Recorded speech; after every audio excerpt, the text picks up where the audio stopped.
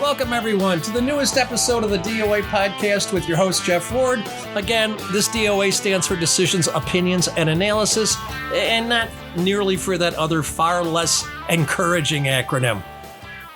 And today, I am thrilled to be able to bring you part 2 of my interview with Project Unabom podcast narrator / producer, Eric Benson. If you recall, it was Eric and the Pineapple Street Studios team that brought us the abundantly popular Project Unabom 8-part podcast that can be found on Apple Podcasts or anywhere else you listen to that kind of thing. And I will once again encourage you to at least listen to episode 3, Roll of the Dice, of Project Unabom, so you can keep up with Eric as we forge on with the majority of my interview questions. I know we only got to 2 questions in part 1, but I promise you, we are going to get all the other questions in, despite my infamous lack of brevity.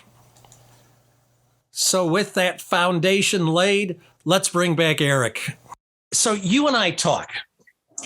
And we had a long initial conversation where I pretty much laid everything out. You know, when you've written, 6,000 columns, I figured, over my lifetime, some of them published in the Suburban Sun-Times papers. You know, when you've put every thought you've ever had out there, I'm not too terribly shy. So you hear that. Then we do the recording. And then you narrate the story. And again, the episode 3 is incredible. I mean, this, as you might imagine, this is one of my core forging stories. We all have the stories of the things that make us who we are. I mean, you're probably half my age, but even then, and then to have the rare and unique privilege of that going out to a planetary audience, frequently in my own words. But I got to ask you, from the point you first spoke with me to the point you realized you wanted to devote an episode to us, to narrating it, what did you think about our story? I mean, I don't believe it, and I lived it. I almost don't believe it, and I lived it. What did you think about it? Were you just kind of like, oh my God? Yeah, I mean, it went in parts, right? Because the story revealed itself not all at once. I mean, it went from, there were just all these, and I reported it over kind of a long time. I think there was just a lot going on that right after I called you, and it kind of went on the back burner while we worked on other episodes. But so my initial call with John, he told me about the coincidence, that there was this guy named Greg, and that he had these connections to both E.J. Smith and Buckley Crist. And I was like, whoa, that's okay. I see how this thing started. That's really interesting. That's a really good story. That, that actually happened. The odds, Right. So you can totally see why they wanted to talk to Greg and why they wanted to talk to you. Mm-hmm. And then I don't remember, I would have to look back over that interview. He certainly, he talked about you, how you became kind of a big suspect. And I don't think he named really anyone else. I think he mentioned that Dave White had showed up somewhere with the turkey costume. He did. I think the turkey costume he had mentioned, but he didn't know. Dave did singing telegrams, by the way. That's why he had a turkey costume. Right. And it was the day. I saw it was actually, I looked it up. This mugshot is from the day after Thanksgiving, 1981, I think, mm-hmm. or 81. And so, so I got that part of the story, and I was like, wow, there's something here. This is like a real story, because you don't know. I mean, I could have called John Larson. The thing that was different about John than really the other FBI agents who I talked to is that a lot of the other agents, when they would discuss, I didn't spend a lot of time discussing people who weren't the Unabomber, mm-hmm. but I did a little, and they wanted to be very, very vague about the details. It was sort of like, oh yeah, there was this guy. It didn't work out. There was this other part of the story. They didn't want to admit how much time they wasted. Who knows? I mean, I think there's also some just you don't want to, you want to be careful about. about, making people, involving people who weren't part of the crime in the story. And John, I think John my sense is that John had talked to you by the time he talked to me, but that might not be true. John and I talk on a regular basis. Yeah. We always have. So what was really interesting about that is like, that was something I was totally not expecting. I thought I was going to call John Larson. He was going to, at best, have the best case scenario was what happened without you, which was just like, he told me a vivid story about how these Dungeons and Dragons suspects and like who they were. And I thought that was probably going to be it. But then he was like, oh, and there's one of them who I'm kind of in touch with, and I can get, if you're interested, I can give you his contact information. And this is where some of your questions before about like, why were you interested? Yeah, I guess maybe there are people who at that point would have said like, no, I kind of got the story, who cares? Right. He wasn't involved. But then and then talking to you, the next kind of level of it that you brought into it was just kind of how long you were under suspicion, what that period, what all that was like for you. John wasn't there in 1978 when, so all that kind of nitty gritty. And then kind of most spectacularly for me, the fact that there was part that your group kind of, turned on itself. And the biggest part of that was Dave suspecting you of being the Unabomber. And then, and then sort of like the next, so there is a version of the episode somewhere that's just you and John. And then we always thought we needed to go try to get Dave and Greg. And then we did, and I got Dave, and then Dave kind of brought it to a new level because, Dave outlined all the reasons why he thought you were involved in the bombings, and you had not told me about the John Prine song, and the John Prine song is to me like a really key part of the story. Yeah, it is. I had, I guess the rancor between he and I got so intense. And by the way, this is not going to be a diatribe against Dave White. I've let go of him long ago. But I mean, I didn't know Jeff very well. Oh my God. We were like brothers for a while. I mean, we ran together. We did sports together. I mean, all this wargaming together. I mean, I thought it was hilarious when he said that, but I'd forgotten that he put so much stock in Sweet Revenge by John Prine. Yeah. And so that like, entering into his head kind of took the episode to another level, took the story to another level. And then I always knew that like, I really wanted to try to get Greg, because it started with Greg. It's like he's the origin. Absolutely, he's the big bang. E.J. Smith and Buckley Christ. I mean, without that, none of this happened. When you heard, Dave White's story, when you heard that he, a lot of this was, based on Sweet Revenge. I mean, what were your thoughts? I'm not going to prejudice you. What were your thoughts? Did it lean towards absurdity? Did it lean towards, well, this is what happens when the FBI hammers you for years and years? I'm curious what your thoughts on his story were. I think it's nuts, but then I had to deal with the, backlash from it. You did not. I am like not a conspiracy theorist. No, you're not at all. The bar needs to be extremely high. Nobody's good enough to pull one off, Eric.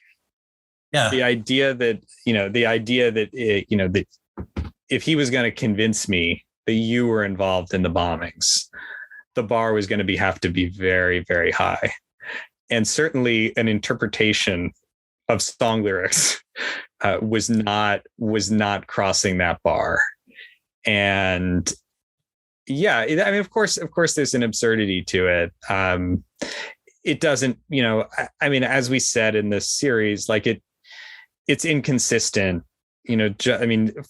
well, just the analysis is inconsistent because E.J. Smith wasn't an English professor. The wrapping paper was not red balloon. It was red polka dots. John Larson says he actually has like some of the wrapping papers still at his house, which I don't know how you can do that as an FBI agent. Oh, he explained that, but I probably shouldn't get him in trouble. Yeah. Because I know exactly what he did. Well, So, right. So, interpreting like a work of art and then kind of constructing this theory around it. Yeah, that's not for me really ever gonna, that's not gonna convince me. But so I think, yeah, I also, it's sort of funny because it's like, so is the idea that you were such a big John Prine fan that you then modeled the early bombings based on the lyrics? I guess that's sort of the idea.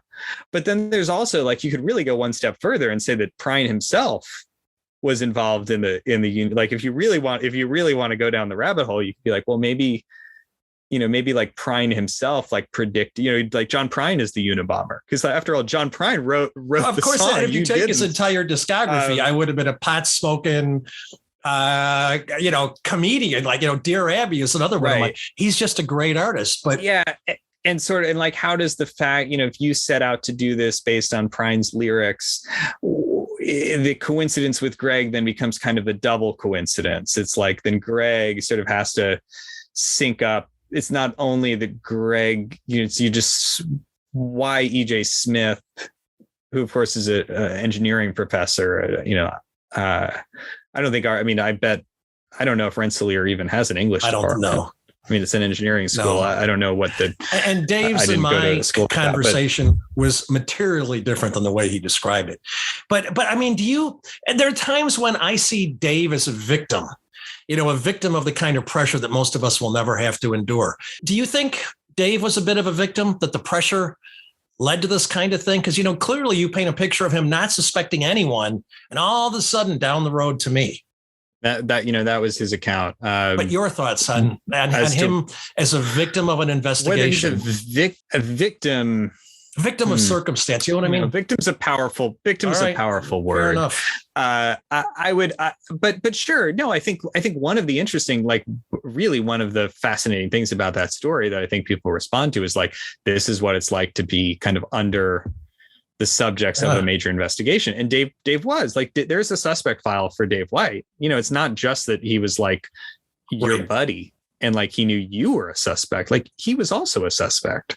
And so, he also went to take a polygraph test. So I think it's like, to me, you both actually responded to some of this in similar ways. I mean, admittedly, both of you, he fixated on this very kind of elaborate theory about why you were the Unabomber, but you have admitted, and so admitted isn't the right word, because admitted sort of replies a kind of, I have openly acknowledged that you thought that the bombings also had something to do with your group.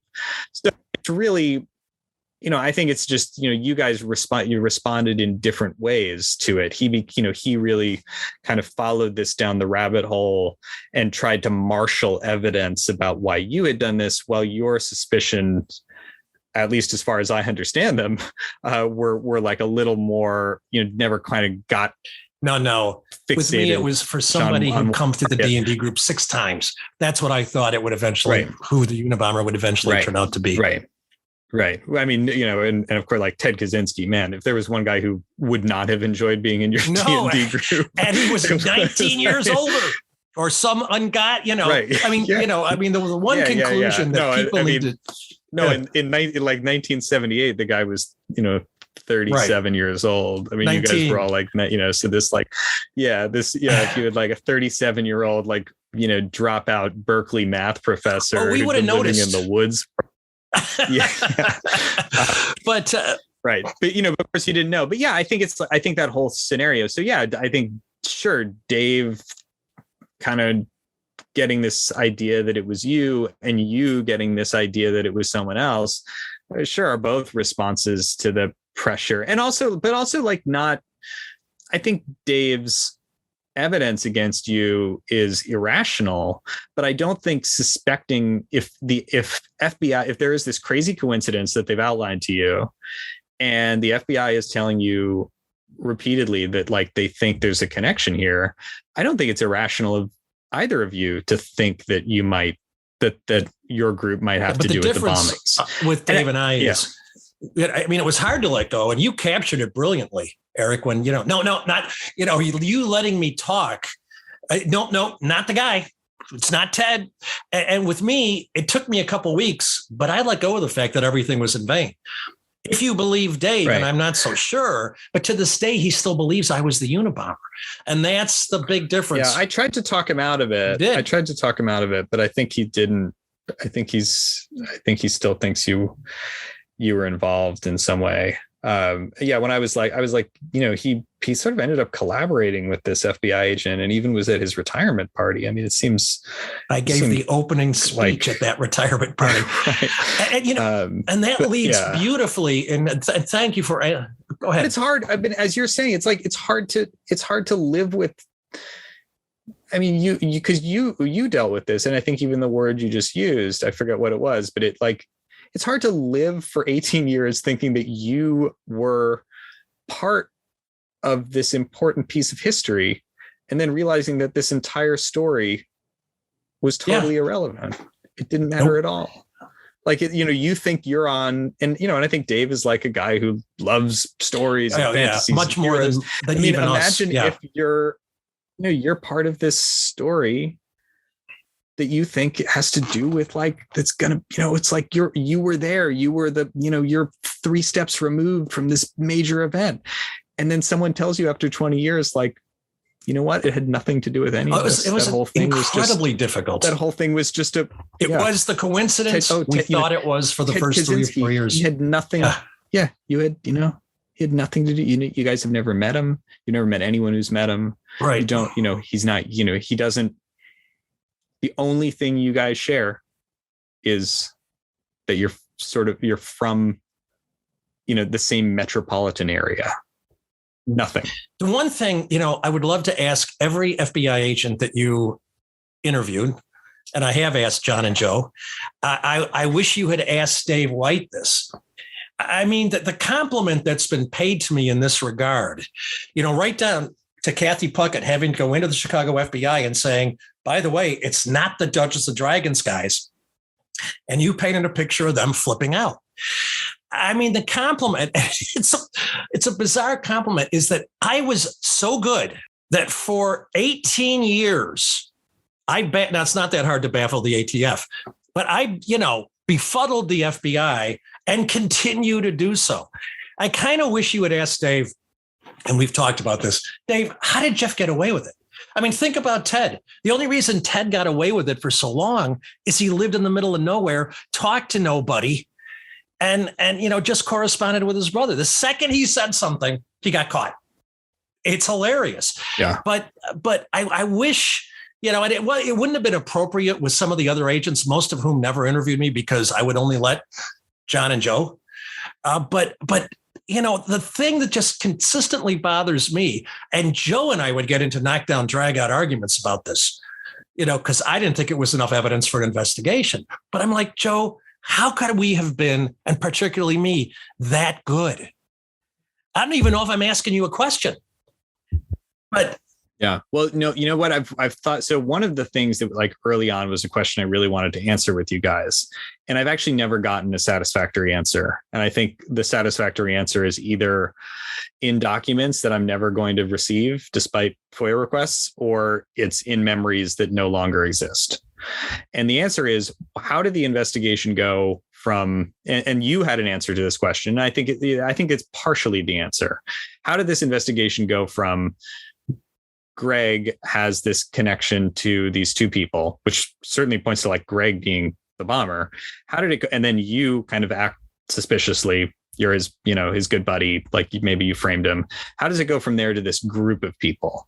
And so I asked that question to a bunch of people, including Tom Barrett, by the way, because I did speak to Tom Barrett. But his memory of the case was really, really foggy. And that was not it was just not very helpful. But John didn't have an answer to that question. And so your answer was because of Dungeons and Dragons. I think that's I think that's true. I think that's one of the reasons. But my suspicion, I have no factual, this is just speculation, informed speculation. I think the reason it went to the group is because they realized that you and Greg couldn't have personally done all of the bombings up to that point. And so I think the reason why you guys were the kind of like rubric they put it under, where you guys were still able to be suspects, is if this is a group of people doing it, sure, we can say Jeff Ward couldn't have been, it wasn't in Sacramento on the day that the Unabomber placed a bomb. But that doesn't mean that Jeff Ward, Osama bin Laden wasn't on an airplane on 9/11. So once you kind of like create the kind of fertile grounds for conspiracy, you're like, oh, this is a conspiracy. And we know it involves certain people, but it could even involve others. Who knows who got the bomb? Who knows who built the bomb? If you're just kind of there fishing in those waters, but that's still like anything is possible. How can you ever wash it out? Exactly. Right? I don't think you can answer the question. I don't think anybody can. But the number, I'm sure. Have you ever worked for a newspaper or print media, Eric? Yeah, and you've probably had people. I get people, no good deed goes unpunished. I mean, I've written on our judges here in Kane County, Illinois, and I've had over 300 emails from people, and I've answered every single one. But there are conspiracy theories, particularly among some of these women, which I don't get, that these judges sell children. I can go down these lists of things, and and people come to me with all these theories, and my consistent response is, the county back in my early Sun Times heyday the county board had a closed session meeting on not telling Jeff Ward about closed session meetings. And I found out about it. That nobody is that good. Nobody. And Ted, maybe even he could have kept it quiet if he was around people. I don't know. I mean, the evidence was thin, right? That's why you guys didn't get indicted. You were suspects. Right. You weren't, there are a lot of people who get indicted and go on trial and even get convicted for things they didn't do. You guys were never actually, there was never, Saul Wachter, you could, the famous New York judge, you can get a ham sandwich indicted, but go ahead. I'm sorry, Eric. Right. Yeah. So So in a way, your story is, there's a way you can squint and say like, oh, it's about the system working, because like you guys were not responsible. You were never charged. The police looked into you, police being the FBI and the ATF. But there was the evidence didn't rise up to a point where you were, that you were charged with a crime you didn't do.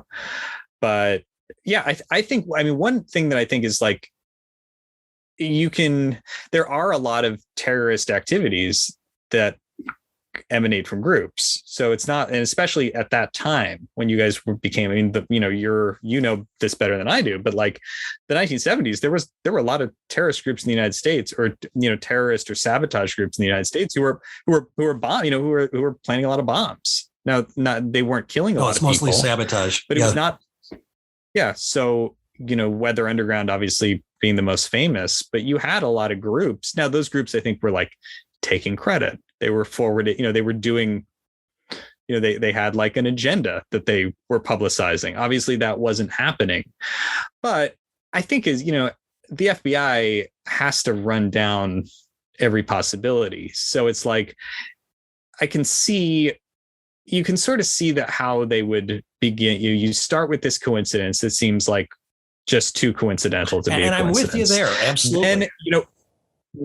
And one thing, and this is like not a great comment on the way the American, criminal legal system works. But one thing that Tom Barrett said to me is sort of like, if they hadn't gotten lawyers, it would have ended much quicker. The fact that you guys wouldn't talk to them after a point for them was evidence of guilt. And we've talked about that a while. And of course, that's like, this is because you had a famous attorney. I shoveled his snow as a kid, and the attorney that helps me out hired the federal prosecutor who was on the case. That's another. Right. I had no idea. Sure. But yeah. Now, if you know anything about, how the law works and the criminal legal system works, is if you are a suspect in a crime, the first thing you need to do is get a lawyer, even if you are 100%. It was a huge mistake innocent, on our part, but it was smart of you to get a lawyer eventually. It was so, I think you guys got a lawyer in the right time. Like the idea that, hiring a lawyer to represent your interests is evidence of guilt or something to hide is backwards. And it's a very, it's a very kind of law enforcement only view of things that, you should, I have heard and reported and enough stories that if I were ever in a situation where there was a crime that I was being questioned about, I know that the first thing I would do would be to ask for a lawyer, because you need to have your interests represented. And there have been too many instances of that not working out for people. Tom was wrong, because as you pointed out in episode 3, and I encourage people to listen to all episodes of Project Unabom, the next guy would take the case and it would start from the beginning. No, cooperating would have made no difference, because there was no continuity in the early days of the case. So there also just wasn't a lot to go on. I think there was just, so it was like, what do you, when there are these bonds, and I think as we've talked about, I think one thing I really tried to beat home in this series, and we do it in a number of places, is the way in which, I think now people think Unabomber, it was a big deal, but the Unabomber case wasn't a big deal for nearly the entire time that the Unabomber was sending bombs. Even after the airplane. After that, no, it didn't become, it was not news. It was not news that anyone would have heard about until June 1993. Before June 1993, there was no Unabomber. The term wasn't coined yet.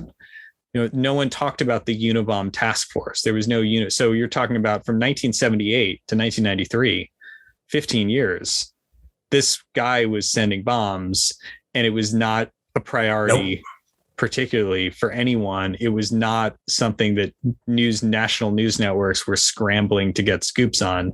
And then suddenly it became that. And I think it's really unusual as a case in that way, that especially with acts of terrorism, I think I guess you could argue something like Al-Qaeda had obviously this kind of escalation of violence, and people weren't paying attention to Al-Qaeda before the embassy bombings in 98, the Cole, but then really most people didn't even know about that until 9/11. And then suddenly it's like, this has been a problem for 15 years.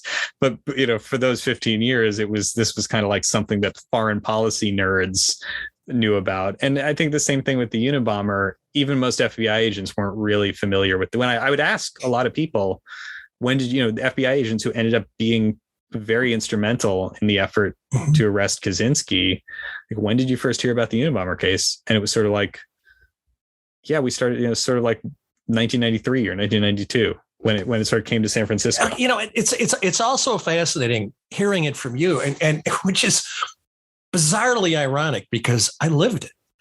And by the way, the other thing Pineapple Street Studios did so well is get the Maytag repairman kind of concept of, I don't know if you remember those old commercials with Gordon Jump of WKRP fame, the lonely Maytag repairman. That's kind of what it was like. There wasn't a lot of people on the case, but it kept getting put to new people. You really captured it. It wasn't a priority.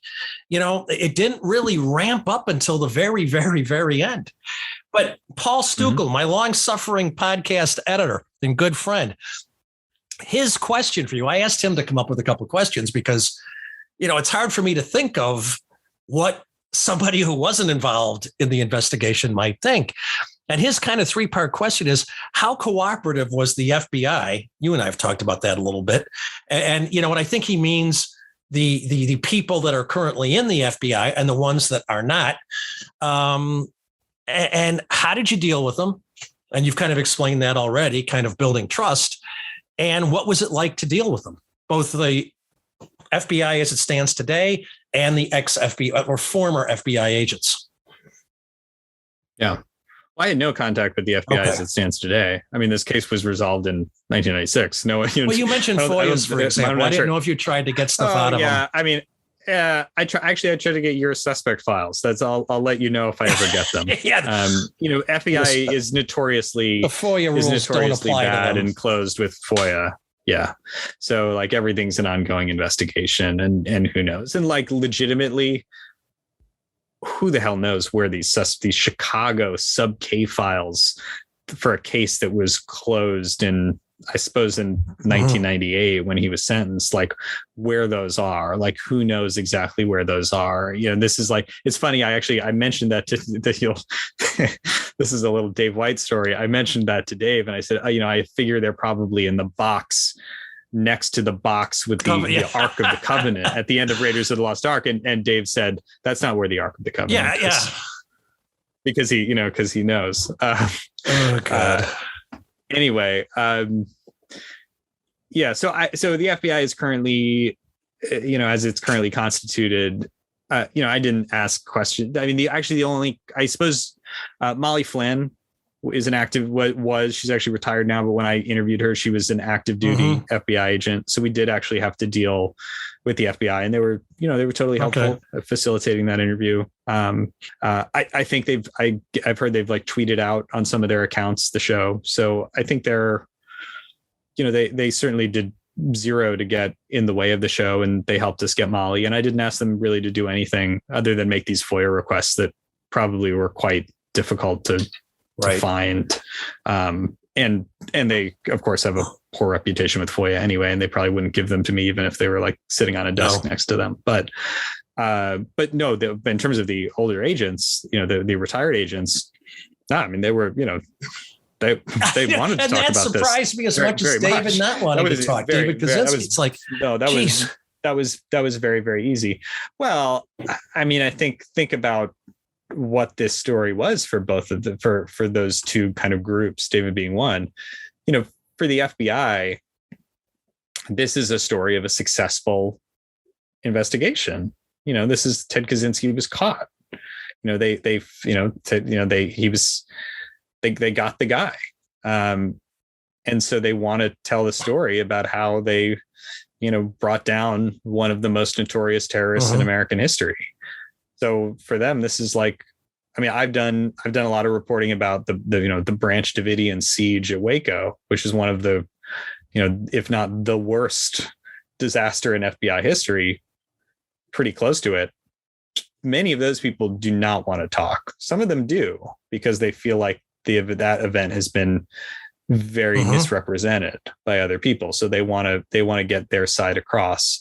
But I think for this, it was, they wanted to tell this story that was an important part of their lives and was kind of triumphant. For David, this story couldn't be more personal. No. And is extremely traumatic. I mean, I think not only was Ted, David and Ted were brothers, but also extremely, extremely close. So, I mean, the idea that, and that relationship, even before Ted was unmasked as the Unabomber, was full of a lot of pain, so asking David to kind of relive that on microphone for public consumption, I can see why someone, why he would be ambivalent to do it. That's like, it was a part, all the FBI agents worked on this case professionally for a few years, and it ended with a big pat on the back. For David, this is literally the story of his entire life. And the kind of pain and trauma and ultimate horror of it. I mean, like having that as part of your life, that this brother, not only that your brother was capable of murder, and this brother who was doing it during a time when you were in touch with him a lot of the time, writing to him, you were the closest person in his life. It's a difficult David thing. Consistently says, could I have been a better brother? And I kind of want to say, no, you were a better brother than most brothers I've ever met. And of course. And no one, and I don't think David thinks it's, he's responsible or anything like that. But I can see, this is like the most personal stuff that life is made of that I'm asking David Kaczynski about.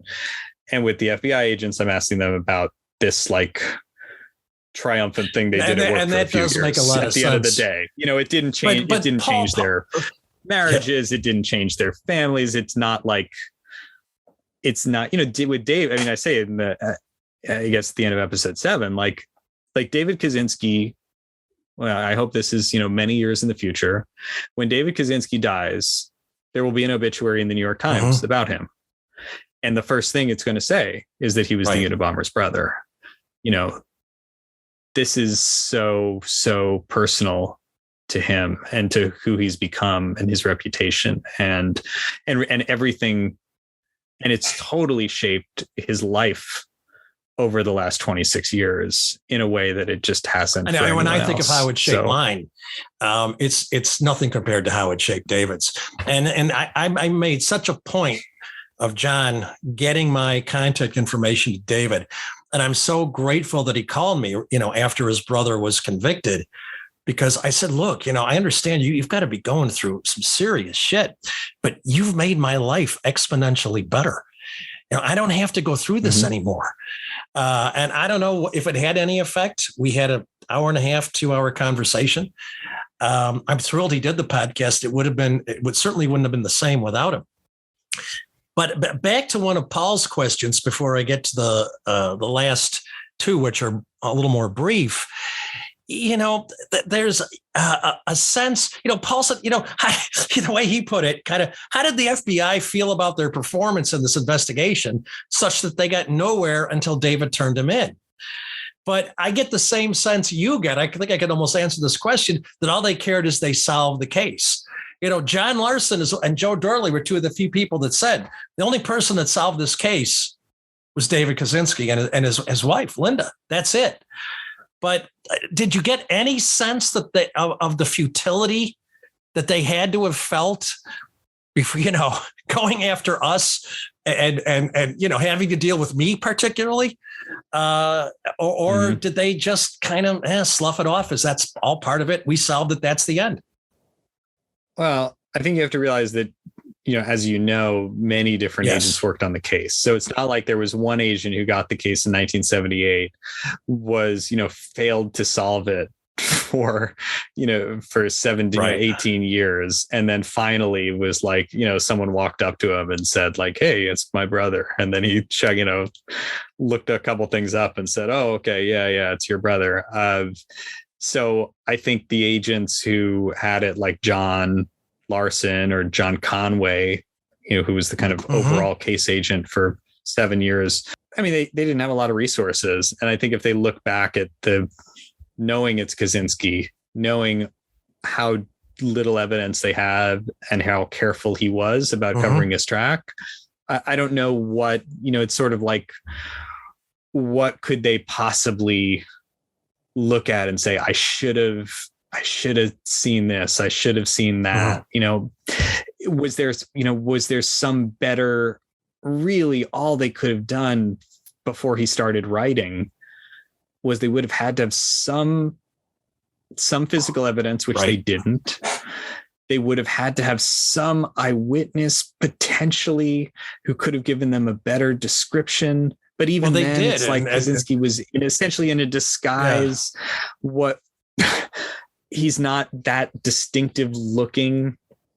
He's not. I mean, he's like the most distinctive thing I think about his physical appearance. Probably then is like he's a little on the short side. But that's not. It's not like he was, 6'6" and looked this way. I mean, it would have been, a nationwide search based on it was unclear where he lived. So I don't know if any of those people, I mean, I know that none of them should look back on their work on this case and be like, I wasn't suggesting that, but they're no. And I don't think they feel that way. But I think the point of what they will all say, and I think this is true, is like, sure, David came to the FBI and said, my brother did it, but there were, 68 other brothers and this, that, and 300 ex-wives. And we had to look into them, but it was the thing that we did was kind of really give like serious consideration. And we recognized this thing that at the time was not really considered strong evidence by a lot of people, which was just the only evidence David really had. And this again, you guys did that magnificently because I mean, poor Kathy Puckett. And I've said, I've asked you to pass my information along to her because I'd like to talk to her, because her sense of the FBI at the time and my sense are identical. The main difference being she was in it. But right. And then Kathy gets very little credit and doesn't even get to go to Helena when they're, the boom is about to come down on Ted, which is just the ironies and the coincidences in this case. I mean, I don't know if it could ever happen again. I mean, never say never. But along those same lines, I mean, one of the things that really shocked me when I listened to the podcast was, John, Joe, and I always said women solved the Unabom investigation. It was Linda Patrick, David's wife. It was Susan Swanson, the private investigator that the Kaczynskis used as an intermediary. It was Kathy Puckett. And then to hear you say it was very surprising and in a way kind of thrilling that somebody else saw it that way. I don't think I ever mentioned that to you in any of our conversations. No, it's apparently something that, and I say this in this show, I mean, that was a kind of quote of Tony, I was going to say Tony Valukas, but Tony Valukas was your attorney, Tony Bisegli, who was the Kaczynski's attorney. That was kind of his, he was the one who had kind of mentioned that, I think, to Kathy or Molly or both, and that he saw, sort of like in February of 96, he's like, sure dealing with sure seems like women have I'm dealing with a lot of women who are kind of key parts of this chain, the chain being the identification of the kind of comparison of Kaczynski and FC, the Unabomber, and the person who's writing these FC stands letters. For. Boy, I got asked that question so many times. Yeah. Right. Free Centurion. That's what it stands for. Anyway, no, it stands for Freedom Club, right? I mean, I think it's the Centurion thing is an allusion to Dave. And by the way, did I? And NFC, and NFC is really. He also, I think, pretty clearly based it on Joseph Conrad's The Secret Agent, where there's a group called. And by the way, I don't think I ever finished the statement, but with Dave, what really, got bad blood between us is, I caught him cheating at war games. And that's what really set this thing down. And, and unfortunately, one of our mutual friends just tore into him over it. And that was the beginning of the end. Maybe I could have been a little more private about it and just said, look, fix it. But I was pretty upset. And you guys didn't go with that for the obvious libel issues. I'm fine with that. The last question before I explain what the podcast has done for me, and I promise I won't go on too long. You have been incredibly generous with your time, sir. Any thoughts you want to put out there that we haven't discussed? Do you want to answer any questions I haven't asked? I've had a blast. This has been fun discussing it.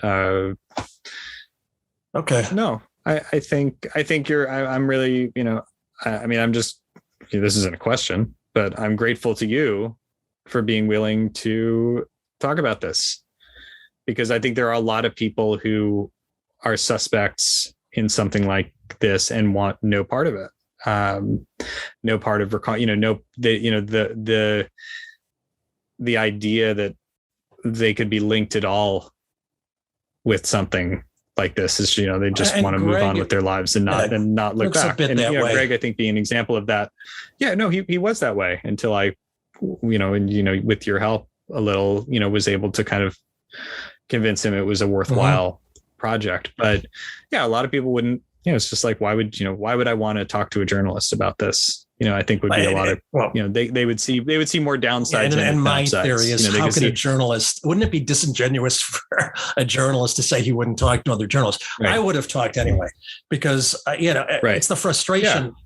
Yeah. But how would I have ever, I mean, I think, the key, the really unusual thing, I mean, now knowing you, it's no surprise you wanted to talk about it, but how would I have ever found you without John Larson? And what was in it for John Larson to want to link me up John, with you. it's a sense of the story being out there, and yeah.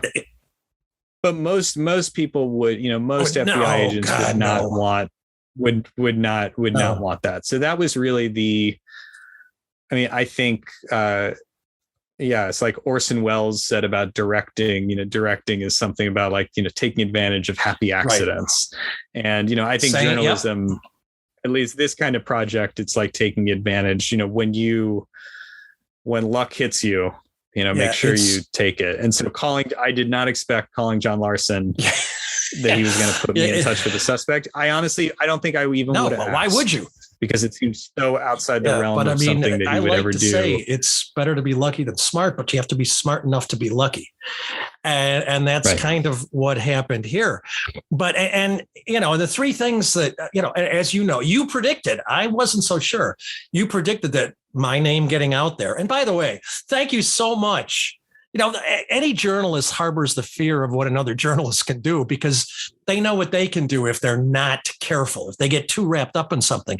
But for you, Eric Benson and Pineapple Street Studios, to give me this kind of forum, episode 3, it's a great deal of it is my very own words.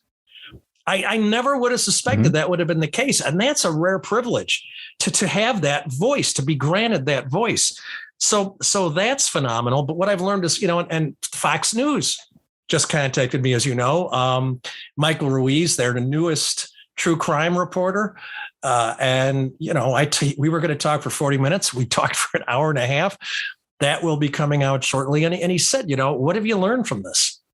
I said, 1, if they think you're a suspect, do not talk to law enforcement. 2, having nothing to hide is not the ultimate protection. It simply is not. We could not prove we were innocent. And 3, to a lesser degree, but still incredibly important, today's FBI would not hire Joe Dorling and John Larson ever. They're not white bread enough. They're not, zealous enough. They're not the kind of true believers the FBI hires today. And those 3 things, that's a great part of the reason for my participation is I want to get those concepts out there, at a time when, the war on terror still rages and the pointless war on drugs still rages. So I am thrilled not only for you doing this with me, but I am thrilled that you guys actually took this story and ran with it. You actually took the time to look me up. You weren't scared off by me as well. I'm not shy. I may be a massive out on the spectrum introvert, but I can play the extrovert when I want to. And then for it to be one of your favorite podcast episodes, Pineapple Streets, is even more fun. And, to be, the biggest thing that Michael Ruiz, Fox News asked me, the biggest question, he was aghast. He goes, Jeff, you're a journalist. You've written a book. You're working on your second book. How have you not written about this? And I said, well, it's not that I haven't. I haven't focused on it. And then I explained that I had half a book done. Chicago Publishing Company was my publisher. Ted gets caught. They drop me. I've never understood that. Why they drop. It's like, man, this is a great story, especially now that he's caught and he clearly isn't us. And I said, but nobody believed the gravitas of it, just like my favorite neighbors. Nobody, I would say it. Yeah. Okay. You were one suspect of thousands. Nobody understood what it was like to face this down on an annual basis. It wasn't every day, but it still hung over your head every day. I had to tell my impending parents-in-law, if you get a call from the FBI, here's why. And I'm thrilled you kept that part in because that pithy little 2 sentences says so much about what an investigation can do to you. You have to be preemptive. So now, my third book is going to be Under Suspicion, the story of my life as a Unabom suspect, because you've set the framework, the groundwork. Not only is my name getting out there, but you've set the groundwork to somehow clear that hurdle that I can say, look, if you don't believe me, go to Pineapple Street Studios and listen. And these guys nailed it from start to finish. So you have provided me with an amazing opportunity. And, if there's one word I would apply to the Unabom investigation as a whole, it's coincidences. And, and like you say, if you persist, the door's open. And I am thrilled that you guys did this. I am thrilled to call you a friend. I am thrilled, to have this podcast and, the fact that we've had so many private conversations on this. I hope you've enjoyed them as much as I have, because I hope there's some value in somebody who lives it saying, my God, this is brilliant. You guys did an amazing job. There's a lot of value. No, and I have enjoyed them, and this is one of the fun parts of the job, right? I mean, what other, there aren't that many other lines of work where, you and I would be kind of thrown into conversation. So journalism has led me to have more friends than I've ever had. I mean, I've never been the kind of, Ted or David where I don't have a lot of friends, but being a journalist, I mean, my circle of friends just exploded. So that's kind of fun. But now, I said to Paul, my, the podcast publisher, I go, hey, my name is getting out there in front of millions of people. What could possibly go wrong with that? He texts me the video to The End of the World as We Know It by REM. And I'm still laughing about that. But it is kind of fun. We'll see what happens with Fox News.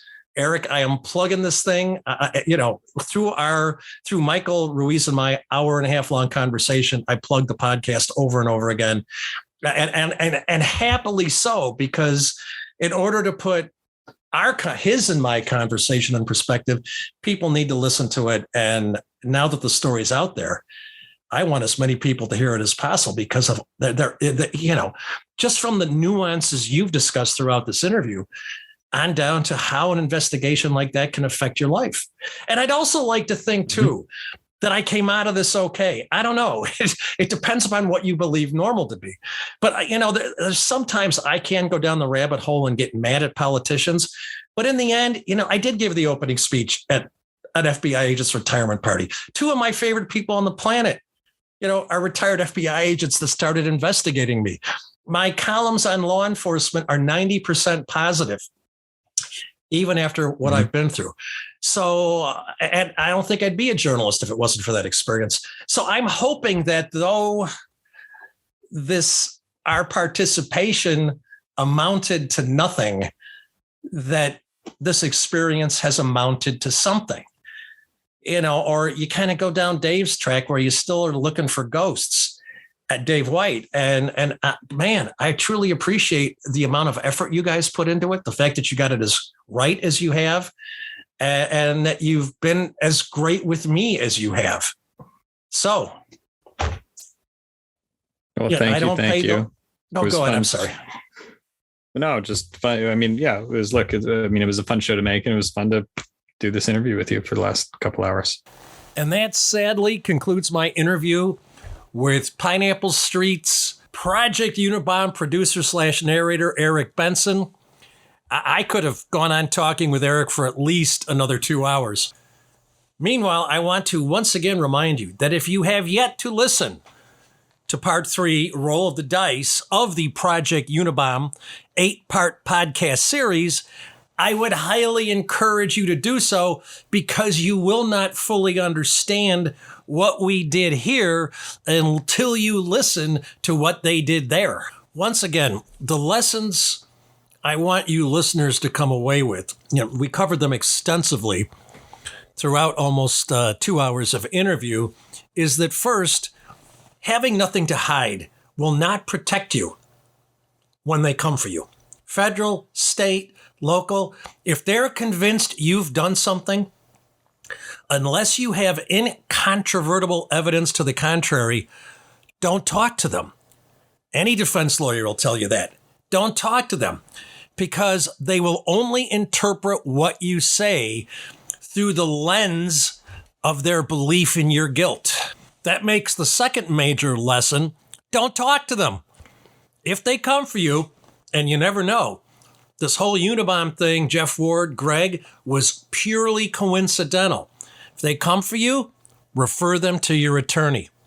And it's well worth getting an attorney who can be an interface between you and law enforcement. Because that leads us to our third lesson. There will be cases when you absolutely cannot prove you're innocent. I mean, think about it. If you've moved on to listen to all of the Project Unabom episodes, and I really think you should, in episode 7, they describe how even after they nailed Ted, the folks in the Chicago office still thought it was Greg and me. And the last lesson is the FBI would never hire agents like John Larson or Joe Dorley today. And that kind of true believer requirement makes them even more dangerous than they were back in the 80s and 90s. The good news is that FBI agents are generally a cut above ATF agents. Of course, that's not saying too much, but that's not going to stop them from coming at you when they believe they can make their career on a conviction. I also want to thank Pineapple Street Studios for putting this story out there. I mean, I've done it throughout the years. This has been no secret. I've put it in columns. I've talked about it on the radio. And I've talked about it in podcasts. But because no one can conceive of this happening to an innocent person, nobody really believed me. You know, as that neighbor I described put it, well, geez, Jeff, I thought you were one in 1,000 suspects, and they kind of leaned on you a little bit. But then after he listened to Roll the Dice, his attitude changed completely. I also recently had a denizen of the Kane County Judicial Center come up to me and start treating me like a celebrity. You know, he said he was surprised that I would even talk to law enforcement anymore after that experience, much less have lifelong friends in the FBI. And I hope that speaks somewhat well about me. Too often I'm framed as a person who just cuts you off. And that's not the truth. I'll block people on Facebook as more of a joke. You know, the guy who's blocked more people than he has Facebook friends. But John and Joe are two of my favorite people on the planet. And the method by which we got to know each other was their investigating me. I hope that speaks well for me anyway. Something has to. So now, since people are taking it seriously, the third book is going to be Under Suspicion, My Life as a Suspect in the Unabom Investigation. And I'm just about done editing The Diary of a Curmudgeon, so I'm going to start attacking that sooner rather than later. As always, I want to thank you, the listener, for enjoying this fascinating endeavor. Because again, without listeners, there's no DOA podcast. You can find all the columns and podcasts on this subject at thefirstward.net, all spelled out. You can go to the DOA page on Facebook. We'll gladly accept you into the group. And of course, my various Facebook pages, my personal one and the First Ward. Meanwhile, I promise you that we will continue the conversation. Thank you so much for listening.